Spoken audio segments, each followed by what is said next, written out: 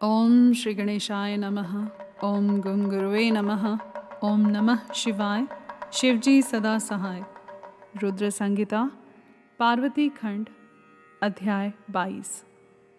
श्री शिव की आराधना के लिए पार्वती जी की दुष्कर तपस्या। ब्रह्मा जी कहते हैं, देवर्षि, तुम्हारे चले जाने पर प्रफुल्ल चित्त हुई पार्वती ने महादेव जी को तपस्या से ही साध्य माना और तपस्या के लिए ही मन में निश्चय किया। तब उन्होंने अपनी सखी जया और विजया के द्वारा पिता हिमाचल और माता मीना से आज्ञा मांगी। पिता ने तो स्वीकार कर लिया, परंतु माता मीना ने स्नेहवश अनेक प्रकार से समझाया और घर से दूर वन में जाकर तप करने से पुत्री को रोका। मीना ने तपस्या के लिए वन में जाने से रोकते हुए ऊ माँ यानी बाहर न जाओ ऐसा कहा।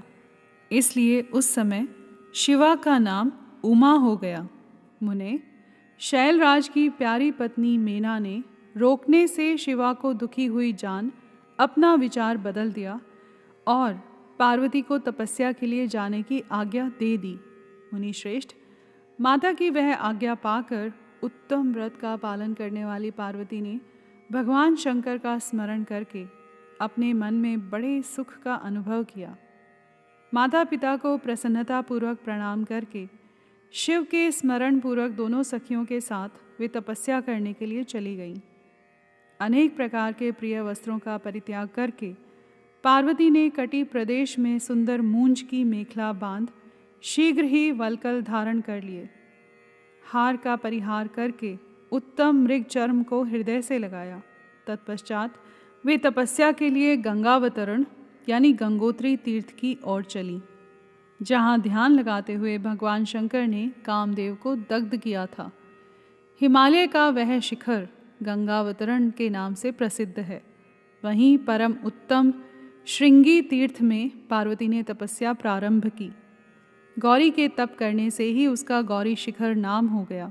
मुने, शिवा ने अपने तप की परीक्षा के लिए वहाँ बहुत से सुंदर एवं पवित्र वृक्ष लगाए जो फल देने वाले थे। सुंदरी पार्वती ने पहले भूमि शुद्ध करके वहाँ एक वेदी का निर्माण किया। तदंतर ऐसी तपस्या आरंभ की जो मुनियों के लिए भी दुष्कर थी। वे मन सहित संपूर्ण इंद्रियों को शीघ्र ही काबू में करके उस वेदी पर उच्च कोटि की तपस्या करने लगी। ग्रीष्म ऋतु में अपने चारों ओर दिन रात आग जलाए रखकर वे बीच में बैठती और निरंतर पंचाक्षर मंत्र का जप करती रहती थी। वर्षा ऋतु में वेदी पर सुस्थिर आसन से बैठकर अथवा किसी पत्थर की चट्टान पर ही आसन लगाकर वे निरंतर वर्षा की जलधारा से भीगती रहती थी। शीतकाल में निराहार रहकर भगवान शंकर के भजन में तत्पर हो वे सदा शीतल जल के भीतर खड़ी रहती तथा रात भर बर्फ की चट्टानों पर बैठा करती थी। इस प्रकार तप करती हुई पंचाक्षर मंत्र के जप में संलग्न हो शिवा संपूर्ण मनोवांछित फलों के दाता शिव का ध्यान करती थी। प्रतिदिन अवकाश मिलने पर वे सखियों के साथ अपने लगाए हुए वृक्षों को प्रसन्नतापूर्वक सींचती और वहाँ पधारे हुए अतिथि का आतिथ्य सत्कार भी करती थी। शुद्ध चित्त वाली पार्वती ने प्रचंड आंधी, कड़ाके की सर्दी, अनेक प्रकार की वर्षा तथा दुस्सह धूप का भी सेवन किया। उनके ऊपर वहाँ नाना प्रकार के दुख आए, परंतु उन्होंने उन सबको कुछ नहीं गिना। मुने, वे केवल शिव में मन लगाकर वहाँ सुस्थिर भाव से खड़ी या बैठी रहती थी। उनका पहला वर्ष फलाहार में बीता और दूसरा वर्ष उन्होंने केवल पत्ते चबाकर बिताया। इस तरह तपस्या करती हुई देवी पार्वती ने क्रमशः असंख्य वर्ष व्यतीत कर दिए। तदंतर हिमवान की पुत्री शिवा देवी पत्ते खाना भी छोड़कर सर्वथा निराहार रहने लगी। तो भी तपश्चर्या में उनका अनुराग बढ़ता ही गया।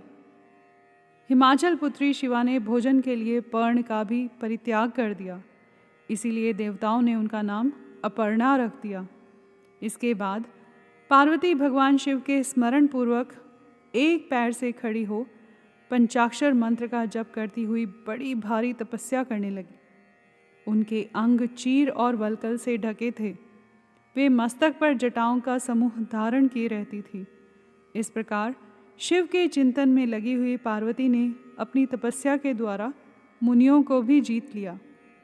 उस तपोवन में महेश्वर के चिंतन पूर्वक तपस्या करती हुई काली के 3000 वर्ष बीत गए। तदंतर जहाँ महादेव जी ने 60,000 वर्षों तक तप किया था, उस स्थान पर क्षण भर ठहर कर शिवा देवी इस प्रकार चिंता करने लगी, क्या महादेव जी इस समय यह नहीं जानते कि मैं उनके लिए नियमों के पालन में तत्पर हो तपस्या कर रही हूँ? फिर क्या कारण है कि सुदीर्घ काल से तपस्या में लगी हुई मुझ सेविका के पास वे नहीं आए? लोक में, वेद में और मुनियों द्वारा सदा गिरीश की महिमा का गान किया जाता है। सब यही कहते हैं कि भगवान शंकर सर्वज्ञ, सर्वात्मा, सर्वदर्शी, समस्त ऐश्वर्यों के दाता, दिव्य शक्ति संपन्न, सबके मनोभावों को समझ लेने वाले, भक्तों को उनकी अभीष्ट वस्तु देने वाले और सदा समस्त कलेशों का निवारण करने वाले हैं। यदि मैं समस्त कामनाओं का परित्याग करके भगवान ऋषभध्वज में अनुरक्त हुई हूँ, तो वे कल्याणकारी भगवान शिव यहाँ मुझ पर प्रसन्न हों। यदि मैंने नारद तंत्रोक्त शिव पंचाक्षर मंत्र का सदा उत्तम भक्ति भाव से विधि पूर्वक जप किया हो, तो भगवान शंकर मुझ पर प्रसन्न हों। यदि मैं सर्वेश्वर शिव की भक्ति से युक्त एवं निराकार हूँ, तो भगवान शंकर मुझ पर अत्यंत प्रसन्न हों।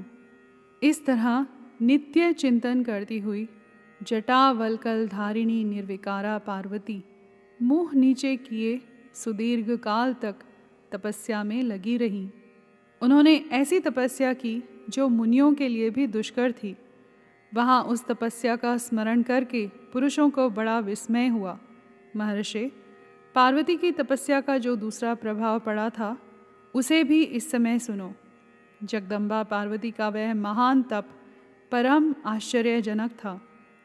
जो स्वभावतः एक दूसरे के विरोधी थे, ऐसे प्राणी भी उस आश्रम के पास जाकर उनकी तपस्या के प्रभाव से विरोध रहित हो जाते थे। सिंह और गौ आदि सदा रागादि दोषों से संयुक्त रहने वाले पशु भी पार्वती के तप की महिमा से वहाँ परस्पर बाधा नहीं पहुँचाते थे। मुनि श्रेष्ठ, इनके अतिरिक्त जो स्वभावतः एक दूसरे के वैरी हैं, वे चूहे, बिल्ली आदि दूसरे जीव भी उस आश्रम पर कभी रोष आदि विकारों से युक्त नहीं होते थे। वहाँ के सभी वृक्षों में सदा फल लगे रहते थे। भांति भांति के तृण और विचित्र पुष्प उस वन की शोभा बढ़ाते थे। वहाँ का सारा वन प्रांत कैलाश के समान हो गया, पार्वती के तप की सिद्धि का साकार रूप बन गया। यहाँ पर अध्याय 22 समाप्त हुआ।